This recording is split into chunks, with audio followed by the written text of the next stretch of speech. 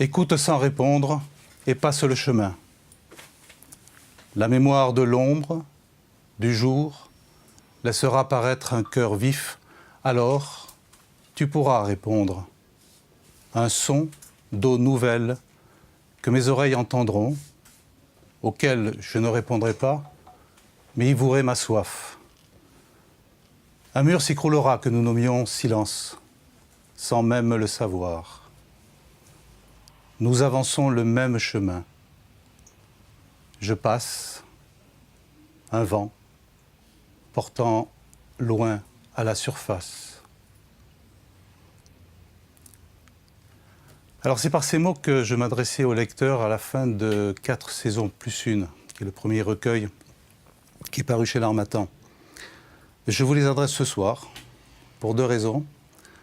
La première, rappeler ce lien mystérieux qu'il y a entre un auteur et un lecteur. Et puis aussi peut-être rappeler que la poésie, plus que de délivrer un sens direct, offre davantage un questionnement. Et c'est de ce questionnement que naîtra ce son d'eau nouvelle que j'évoquais tout à l'heure. C'est ce lien que nous établissons entre l'homme et le monde et entre les hommes. Alors merci de tenter ce lien avec moi ce soir.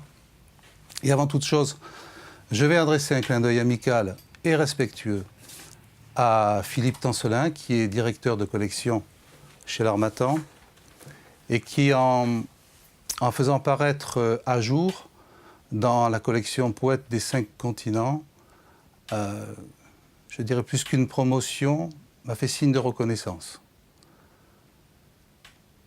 Et je trouve que ces signes de reconnaissance, ces liens sont plus importants que la promotion. Un clin d'œil amical aussi à l'ami invisible, cette fois-ci, Patrick Tom Gallois, qui a été un des premiers à suivre un petit peu mon écriture et qui n'a pas hésité une seconde à rédiger la préface quand je le lui ai demandé. Il a fait une préface qui lui ressemble, je crois, tout à fait, et que je qualifierais de jubilatoire. Voilà. Avant de présenter à jour et d'en lire des extraits, j'ai besoin d'une sorte de prélude. Un prélude étant quelque chose qui souvent permet de mettre un petit peu dans l'ambiance et de relier les choses entre elles, de préparer la lecture de À jour. À jour est le 3e recueil de ce que j'ai voulu considérer, mais plus que considérer d'ailleurs, ce que j'ai construit comme une trilogie. Je ne peux pas m'empêcher donc de faire des allers-retours, pas trop longs, rassurez-vous, entre À jour et les 2 autres recueils, Lettres en vacances et 4 saisons plus une. Ensuite, en prélude, il n'y a pas de livre sans auteur. Alors même si, au final, je considère qu'il doit s'effacer au profit de la parole échangée, une fois n'est pas coutume, et sans aller jusqu'à m'allonger sur un divan ou à me prêter un striptease intégral, nous n'y arriverons pas, je vais commencer par vous parler de moi. Alors c'est à la fois terrible, c'est inquiétant. Vous en connaissez sûrement qui aiment beaucoup parler d'eux. Mais en ce qui me concerne, ce n'est pas l'idée de me mettre en avant, mais c'est d'essayer de mettre un petit peu de chair sur les mots, d'essayer de faire déjà ce premier lien entre les mots et l'auteur. Alors après, j'ai malgré tout une certaine tranquillité, parce que vous êtes là.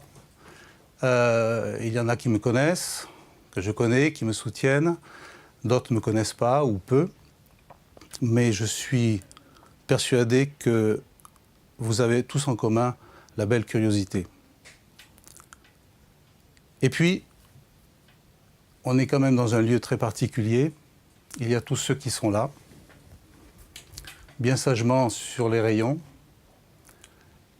silencieux. Mais quelque part dans ce silence, j'ai l'impression qu'ils me disent derrière « Allez, tu es des nôtres, ce soir c'est ton tour, il faut y aller ». Vous parlez de moi, c'est nécessairement vous parler de musique. Puisque la musique fait partie de mon quotidien depuis déjà fort fort longtemps. Ensuite, à chaque recueil, je ne cesse de me réclamer du musical. J'ai eu l'occasion de m'en exprimer dans quelques interviews et de le rappeler d'une façon ou d'une autre à chaque fois dans les quatrièmes de couverture. Alors ce lien auquel je me réfère, je pense qu'il n'est pas inutile d'essayer de cerner un petit peu en quoi il a une importance par rapport à l'écriture poétique. Il y a d'abord l'aspect extérieur, ce que j'appellerais l'évidence sonore. Lorsqu'on lit de la poésie, personne ne peut être insensible à la sonorité, au rythme. La sonorité induisant elle-même un rythme nouveau, insensible à la rime quand il y en a, la rime qu'elle soit rejetée à la fin des vers ou bien distillée de façon plus discrète à l'intérieur des vers. Il ne faut pas oublier que le poète n'est pas forcément complètement innocent de son écriture et qu'il peut choisir des moments très précis pour donner ce rythme. Et c'est cette mélodie poétique qui apporte fulgurance et mémoire au sens même des mots. Alors j'écris d'oreille. J'écris d'oreille comme un musicien va écrire sa musique, va entendre sa musique avant de la coucher sur le papier ou bien avant de la jouer sur son instrument. Et j'irai jusqu'à dire qu'au départ, je suis plus sensible à la musique des mots, à leur rythme, qu'au sens même des mots. Et que c'est cette musique qui est souvent mon point de départ. Et c'est elle qui va suggérer le sens. C'est de cette façon très particulière, et pour le coup, non plus extérieure, mais intérieure, que je me sens proche du musical. La pratique du rythme me facilite le travail.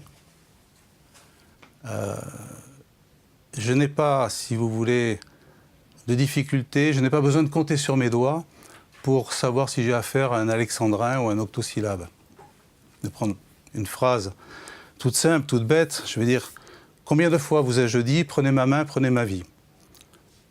Vous avez peut-être tous compris qu'il s'agit de 2 octosyllabes, chacun divisé en 2 fois 4 syllabes. Ce qui pourrait correspondre en musique à 4 mesures, de 4 temps, par exemple. Et 4 mesures, en musique, c'est la forme la plus classique et la plus éprouvée de la mélodie. Depuis les plus belles, les plus sublimes mélodies de Mozart, qui peuvent être construites comme ça, qui sont souvent construites de cette façon-là, jusqu'aux chansons les plus simples, les plus enfantines. Prenez Au clair de la lune, que tout le monde connaît. Vous allez avoir Do, Do, Do, Ré, Mi, Ré, Do, Mi, Ré, Ré, Do. Vous avez vos 4 mesures. Alors, j'ai pas besoin, grâce à la pratique, de compter ça. Si vous voulez, ça vient naturellement. Si on n'est pas sensibilisé, si on n'a pas l'habitude de cette pratique, on ne saura pas forcément donner un mot à ces choses-là, mais il n'empêche qu'on les reconnaît quand même instantanément. Parce que si elles n'étaient pas là, il n'y aurait plus de sens, ni à la musique, je crois, ni à la poésie. Plus rien ne tiendrait debout. Alors, il y a d'autres procédés, bien sûr, qui peuvent faire référence à la musique. Je ne vais pas tous les énumérer. Je voudrais en parler encore d'un. C'est un procédé qui consiste à reproduire un motif mélodique ou rythmique, non seulement à l'intérieur d'un mouvement, ce qui lui donne sa construction, sa propre construction, mais également à l'intérieur d'autres mouvements d'une symphonie ou d'une sonate, par exemple. Un exemple, prenez la 9e symphonie de Beethoven, tout le monde la connaît, cette symphonie. Les thèmes du premier mouvement, du deuxième mouvement, on va les retrouver cités dans le dernier mouvement, le 4e, le fameux mouvement de l'Ode à la joie. C'est un procédé comme ça de rappel. Et on pousse un peu plus loin, on trouve ça encore plus dans la musique dite à programme.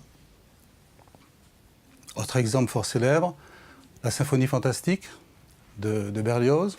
Alors là, c'est, je vais dire carrément la démarche inverse, c'est-à-dire que le musicien va se rapprocher du littéraire, va vraiment raconter une histoire.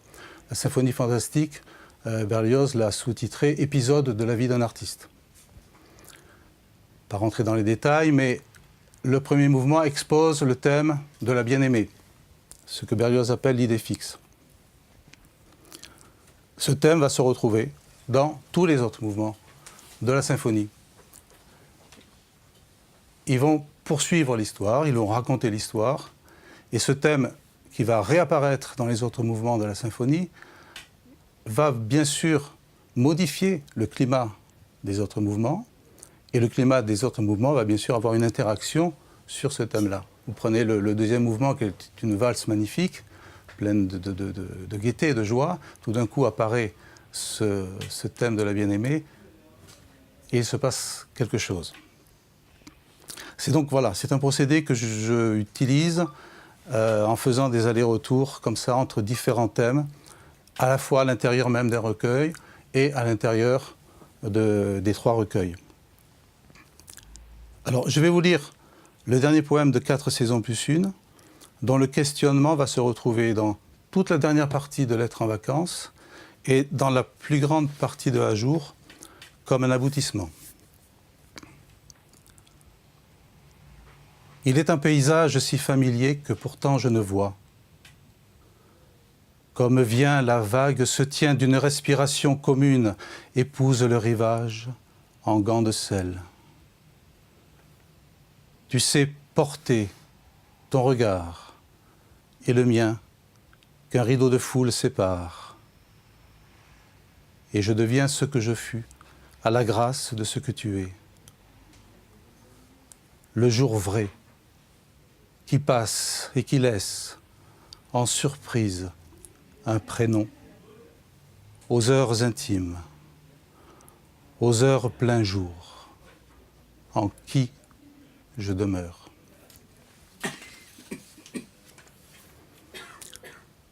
Je vais encore parler un peu de moi, et parler de soi, c'est parler pour moi de l'enfance ou de l'enfant. L'enfant, c'est ce petit personnage qui, à mon avis, contient tout, et contient tout depuis le début. J'ai envie de dire la seule vérité de l'être. Alors cet enfant, en grandissant, on va un petit peu s'en éloigner, on va le perdre souvent, parfois totalement. Il peut arriver aussi qu'on tente de le retrouver, comme on revient à la source, on se retourne un petit peu. Et selon ce même procédé du leitmotiv, il y a, sur le thème de l'enfant, un aller-retour permanent à l'intérieur des recueils et également de l'ensemble des trois recueils. Ce retour sur l'enfant, c'est ce pas décisif qui va aboutir à jour, je dirais.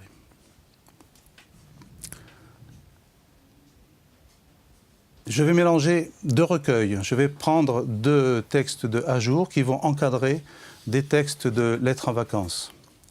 C'est aussi une façon de dire qu'un livre de poésie, ça peut se lire, ça a l'avantage de pouvoir se lire dans tous les sens. On n'est pas obligé de prendre une page du début jusqu'à la fin et on peut piocher comme ça, à droite, à gauche. On y trouve toujours des correspondances et des résonances. Homme, il morcelle l'enfant et s'égare à devenir autre que lui.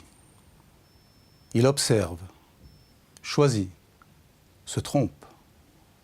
Et les autres aussi, qui ne le savent et le croient. Un point de rencontre remet tout en place. Et les routes parties à l'aube reviennent à l'aube.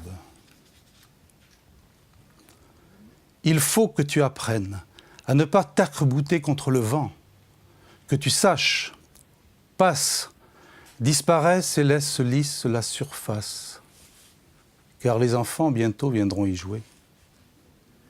Ils jetteront leurs pierres à l'innocence et riront des nouvelles rides, jusqu'à ce que leurs visages y reconnaissent les leurs. Le vent, lui, poursuit toujours ses petites affaires. Les roseaux portaient déjà le chant des flûtes, la voix. L'enfant songeait. Leurs panicules ont recueilli des myriades de lunes. Un remous près de la vase épaisse, la courbure d'un poisson gris hors de l'eau. Quelques écailles ont reconnu des étoiles humides. L'enfant tendait les doigts comme un filet, l'ombre. L'enfant souriait. Il allait recueillir ce qui brillait encore.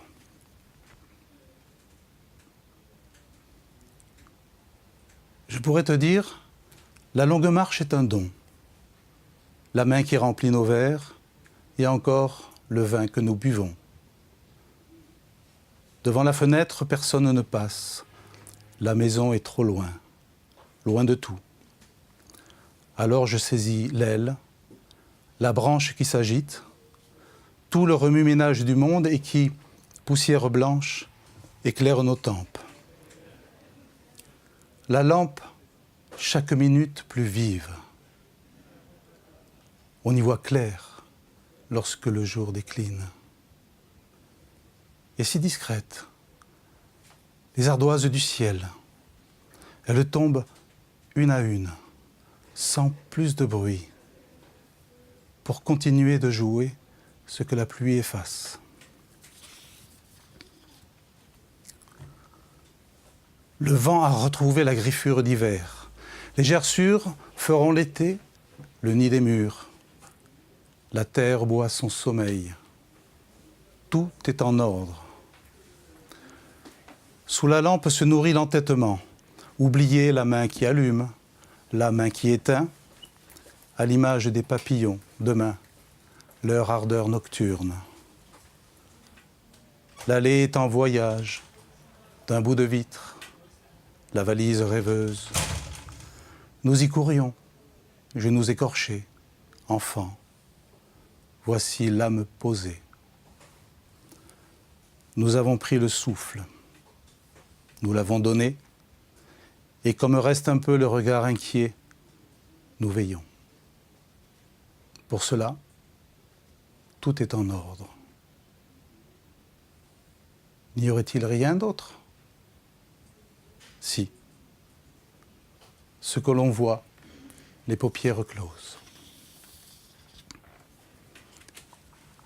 Enfant, il ferme les yeux pour mieux voir la nuit et rappelle l'homme à se souvenir de lui. Nul rêve enfoui, mais la présence, en chemin jusqu'au chant clair des oiseaux qui surprend le matin. Entre les cils, l'image tremble d'un homme qui lui ressemble. Voilà. Alors après cette présentation, disons, ce retour en arrière, je vais rentrer sur le sujet du jour, à jour. Il y a eu le rythme des saisons, comme le rythme de l'âge, celui qui se retourne, évalue, puis veut repartir devant. Il y a ce départ annoncé depuis la 5e saison et dont à jour représente le territoire où accoster. Alors il s'agit d'un point d'arrivée, mais pas un point final. Sans doute le véritable départ. Après l'être en vacances, à jour aurait pu s'intituler l'être retrouvé. Très brièvement sur à jour. À jour, je l'ai composé, je prends encore un terme musical, en 4 mouvements. Alors je dis mouvement, non pas chapitre, c'est pas par coquetterie, mais il y a dans le mouvement, justement, cette notion de mouvement, cette notion de chemin, cette notion d'aller vers l'avant. Et ces 3 recueils constituent en fait un chemin. Voilà pourquoi j'insiste sur le mot mouvement et non pas chapitre. Le premier mouvement de à jour s'intitule à rebours. C'est comme un bilan, une façon de préparer sa valise. Les merles de l'aube, c'est un peu plus particulier, il s'agit d'un rêve, quelque chose de totalement imaginaire, traité de façon cinématographique. Correspondance, c'est correspondance dans tous les sens du terme. La correspondance et les correspondances. Les correspondances avec la correspondance, où s'opèrent les glissements progressifs de l'âme, comme on aurait dit au XIXe siècle. Plein jour, on va dire que c'est l'arrivée du voyage. Tout à l'heure, j'ai dit qu'un recueil de poèmes pouvait se lire dans tous les sens. Et pour un jour, je voudrais rajouter que celui-ci mérite d'être lu d'un bout à l'autre. Aussi, parce qu'il est conçu un petit peu comme un roman-poème.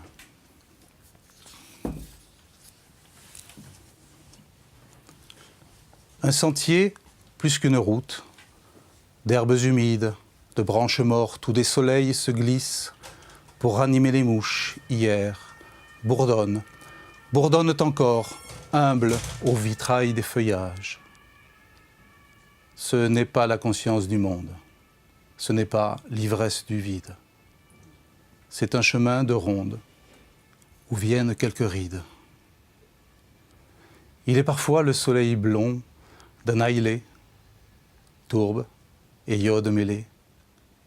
Il est modeste, mais d'une flamme vive.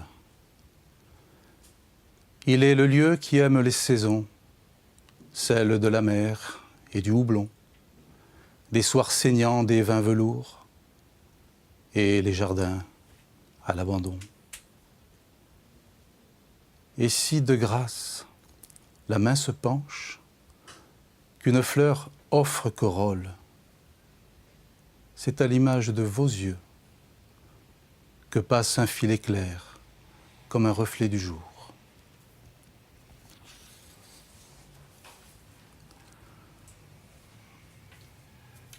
J'ai essayé d'extraire deux textes des Merles de l'Aube. C'est un petit peu difficile d'en choisir un plus qu'un autre, puisqu'il s'agit là quand même d'une histoire continue, même si elle est écrite de façon très fragmentée. Le premier texte s'intitule « Scène ». Souvent, vous passiez dans cette allée. Sous quel vent? Il se peut qu'il l'ignore, le soleil y déjeunait. C'était l'aube des merles, l'odeur de la terre. La nuit s'efface, il se peut qu'il l'ignore.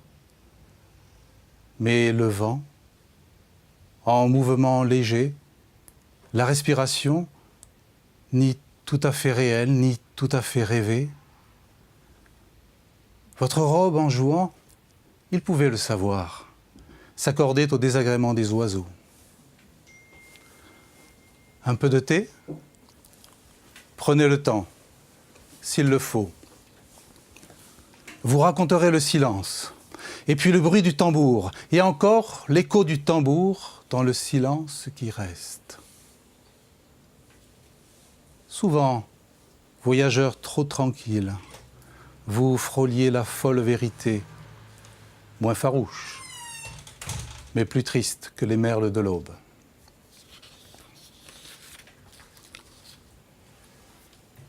Travelling avant. Se peut-il un enfant trop rêveur à la fenêtre, qui maquille en sourire les chagrins anodins, la main plus lourde qu'un simple salut, au regard qui se lève, inconnu. Les merles s'envolent et déposent, étourdis, innocents, la fine poussière à ses miroirs. Déjà vous, encore moi. Retenez le jet d'eau, le déplacement d'air, habillée, parfumée, passante, si souvent. Retenez le bruit des pas sur le sable, la tasse posée et la main qui tourne la poignée, retenue. Vous êtes entré.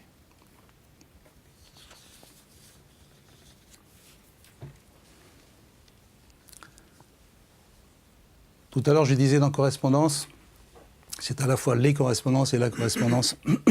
Donc il y a des extraits de correspondance qui font référence ou qui font le lien avec à chaque fois un texte, à chaque fois un poème. L'odeur des résines chauffait le jour, passait alors plus douce en volupté. C'était le thym, les oliviers immobiles, la nuit tranquille au toit des maisons. La nuit, l'enfance encore fière levait les yeux, suivait la ligne des cyprès, sombre, droit au ciel, l'envie au rebord des corniches, la flèche des branches, l'envol. C'était hier minuit venant, l'heure sombre à son cadran.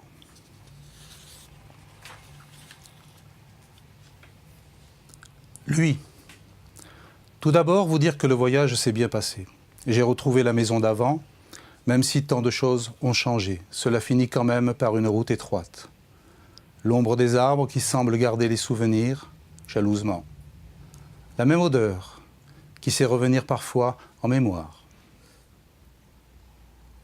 Elle. Je me suis toujours si agréablement étonné de la façon dont l'autre prend place dans votre vie, souvent sans rien savoir vraiment de lui. L'autre est comme une île à ce moment, et il a un magnifique et un certain tâtonnement, à la fois en aveugle et en clair. Et puis, il s'entoure d'une histoire, la sienne, comme des morceaux de terre fertile, vivante, qui s'ajoutent à cet insulaire. Et il vous envoie ces morceaux de terre, comme un cadeau.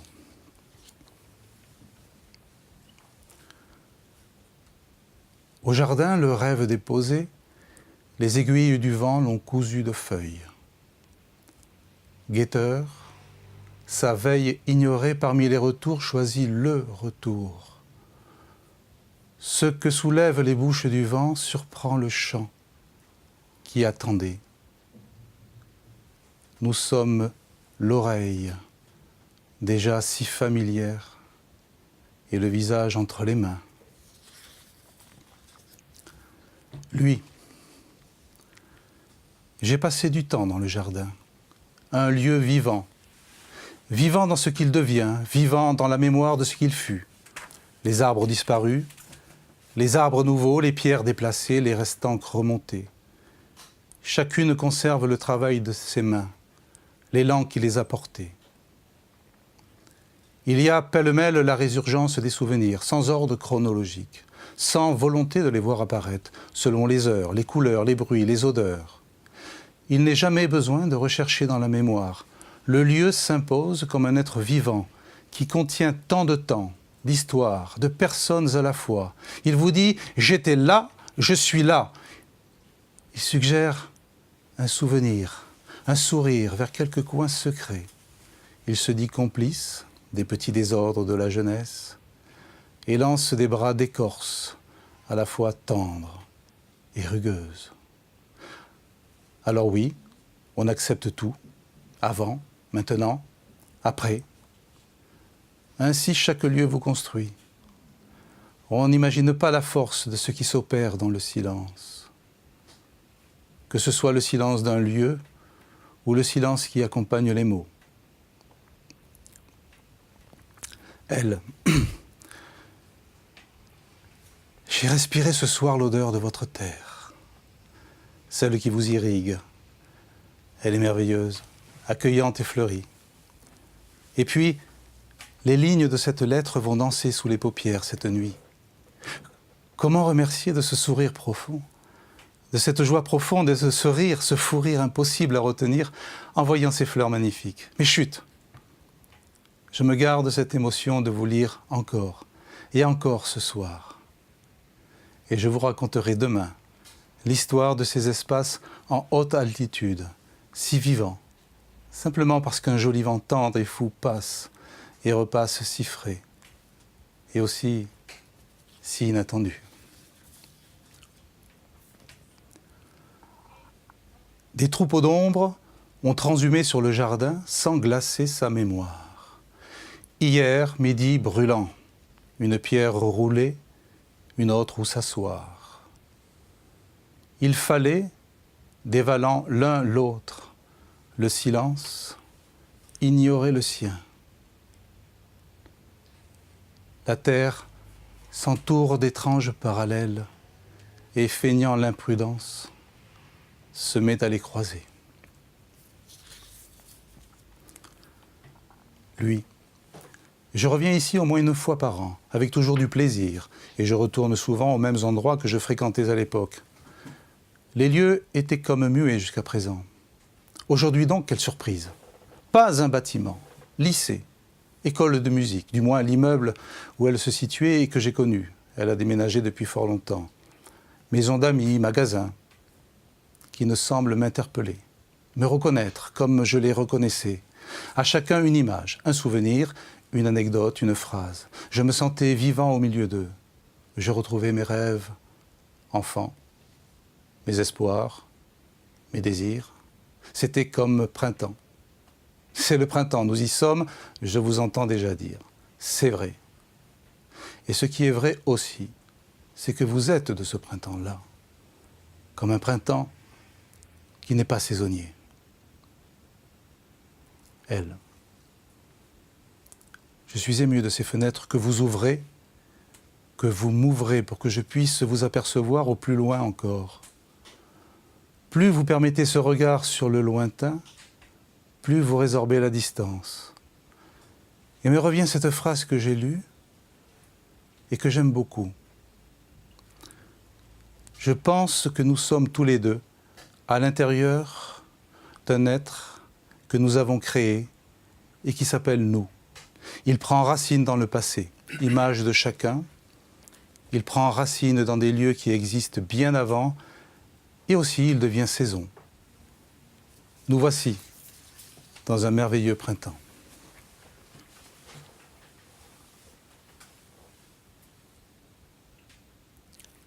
Quatrième mouvement. Mon doux, mon beau champ de vivre, puisqu'il te doit d'exister, puisqu'il te doit de fleurir, puisque la terre est un village où tout s'entend, je le dirai aux arbres, je le dirai au vent jusqu'au jour venu qui laissera tout entendre. Mon doux, mon beau champ de retrouver comme eau sous terre, ressurgit à la source, coulant fleuve, son lit aux secondes de juin, des bouches ravies à la main tendre. Je le dirai aux arbres, je le dirai au vent, jusqu'au jour venu qui laissera tout entendre. Mon doux, mon beau chant de savoir, qu'il n'était de voix moins lointaine, ni de rire plus présent qui croyait s'ignorer. Est-il chance ou destin, ou les deux à la fois? Je le dirai aux arbres, je le dirai au vent, jusqu'au jour venu qui laissera tout entendre. Mon doux, mon beau chant de venir, que souffler déjà Vienne et Venise. Les mots greffés, ce tout me guide. À même la mémoire des pierres, je le dirai aux arbres, je le dirai au vent, jusqu'au jour venu qui laissera tout entendre. Mon doux, mon beau chant de mi-noyer, sirène, ondine apprivoisée, plus certaine en son allée, l'aube vécue offrant la Seine aux âmes belles. Et le vent, et les arbres répéteront, puisque la terre est un village où tout s'entend, le jour venu qui laissera tout entendre.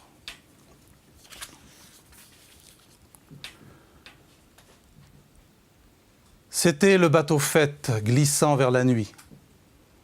Tu avais mis le rêve entre nos mains. Nous avons vu Bravo, et la lumière sur l'eau, et l'électrique étoile, le ciel nouveau. C'étaient les talents hauts sur les pavés. L'aiguille offrait le bras pour mieux tenir et retenir déjà promesse, plus haut, déjà l'image et son vertige. C'était le bateau rêve, glissant en scène. Tu avais mis la vie entre nos mains. Nous avons vu le ciel dessus, et puis les ponts dessus, dessous, et dessous chic un peu plus tard. C'était les jours de maison ronde. L'aiguille marquait 306 en son cadran pour mieux tenir et retenir déjà l'ivresse, encore plus haut que ce qu'Avril et Mai ont pu chanter. C'était le bateau-corps, vivant du jour. Tu avais mis le temps entre nos mains. Nous avons vu secondes, et les minutes, et les heures, et du rire fou la mécanique, les larmes aussi. C'était le fleuve, l'espoir passé sous le pont neuf. Taxi, taxi, nous nous pressons de vivre. Et tous ont vu illumination qu'offre un point de tension. C'était le bateau Hanche, fêtant naissance. Tu avais mis nos corps entre nos mains. Nous avons vu collines et vins nouveaux.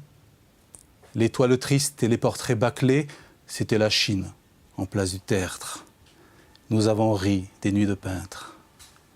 Et la chanson filait la gamme, comme en luzerne, lapin agile, la lèvre gourmande toujours, dans un sillon humide et doux.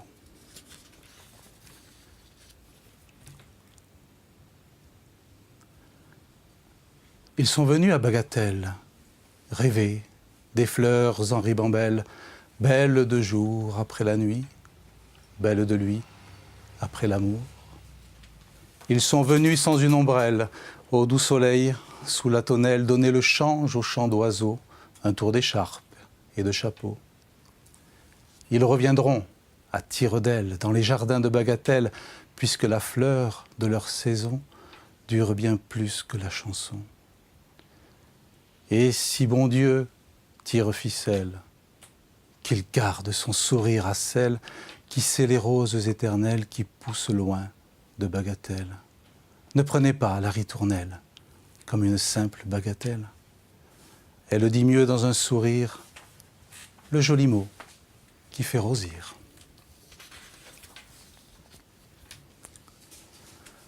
Non sans mal, nous en viendrons aux rivières tranquilles. Comme y foisonne la vie, non sans mal, des sources claires aux limons fertiles. Tant voulu, nous y sommes l'engagement du temps. Et que se dépose, non sans bien, le sable s'épuisant en désert. Mais la mort, apaisée du don de tout cela.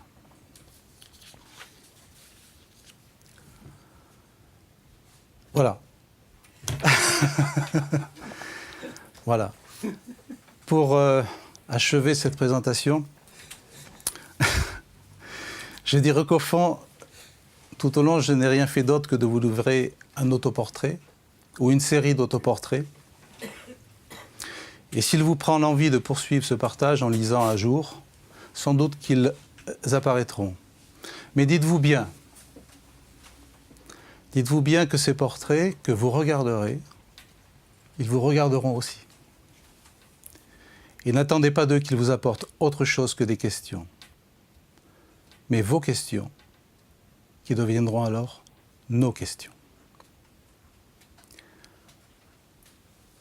Et pour finir, vraiment finir cette fois-ci,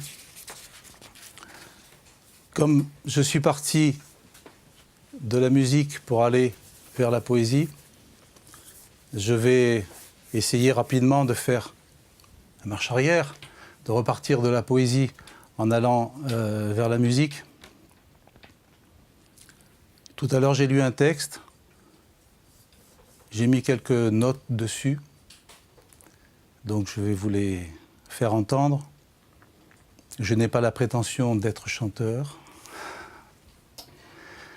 C'est juste une façon de boucler la boucle et peut-être d'accorder une résonance supplémentaire à la parole.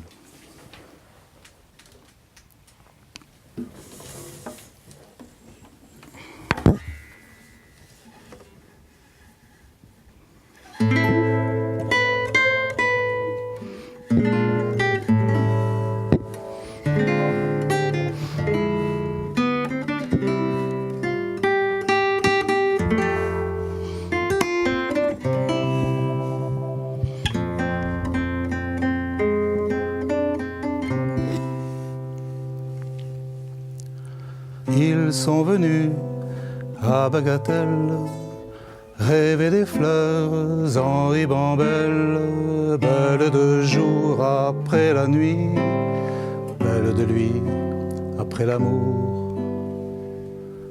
Ils sont venus sans une ombrelle, au doux soleil sous la tonnelle, donner le change au chant d'oiseaux, un tour d'écharpe et de chapeau. Ils reviendront à tire-d'aile dans les jardins de Bagatelle, puisque la fleur de leur saison dure bien plus que la chanson. Ils sont venus à Bagatelle rêver des fleurs en ribambelle, belle de jour après la nuit, belle de lui après l'amour. Et si mon Dieu tire ficelle, qu'il garde son sourire à celle qui sait les roses éternelles qui poussent loin de Bagatelle. Ne prenez pas la ritournelle comme une simple bagatelle. Elle dit mieux dans un sourire le joli mot qui fait rosir. Ils sont venus à Bagatelle rêver des fleurs en ribambelle, belle de jour après la nuit, belle de lui après l'amour. Ils sont venus à Bagatelle.